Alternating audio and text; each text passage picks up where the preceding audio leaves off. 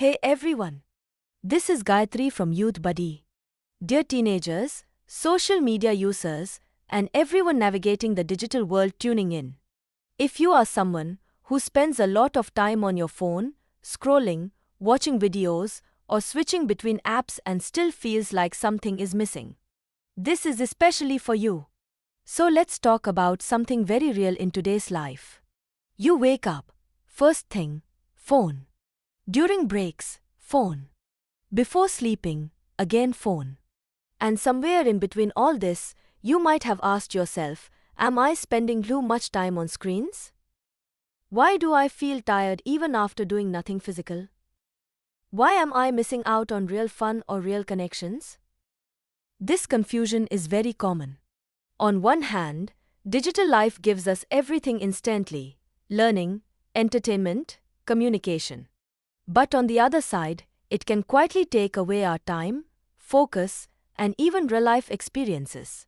And honestly, finding the right balance can feel a bit confusing, right?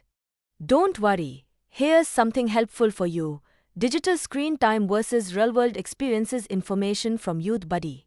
To explore this, visit the Youth Buddy website, go to the technology section, scroll down and open the Digi Screen versus Real under cyber frauds category.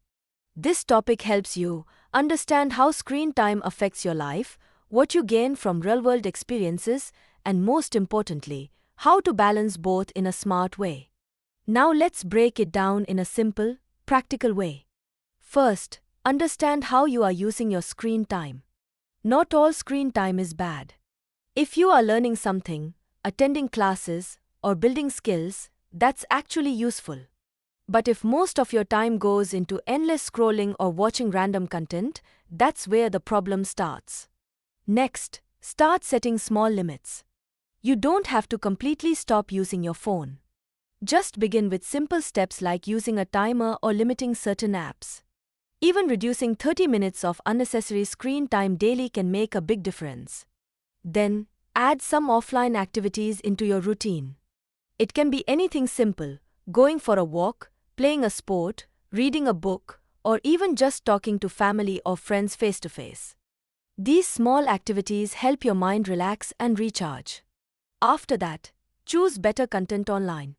Instead of consuming random content, try watching or learning something useful, like skill-based videos, educational content, or something creative.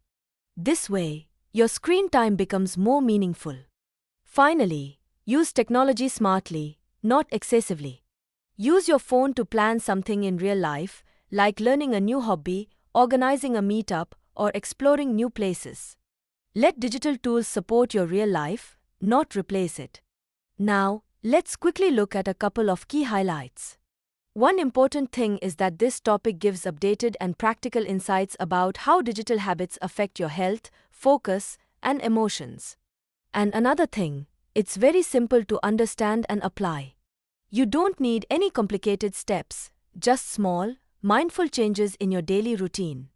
At the end of the day, it's not about choosing between digital life and real life. It's about balance. Because real-world experiences, like playing outside, meeting people, trying new things, they build confidence, happiness, and strong memories. And digital tools, when used properly, can help you grow, learn, and stay connected. So the goal is simple.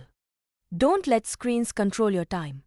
Use them wisely, and make space for real-life experiences too. Stay tuned for more useful info.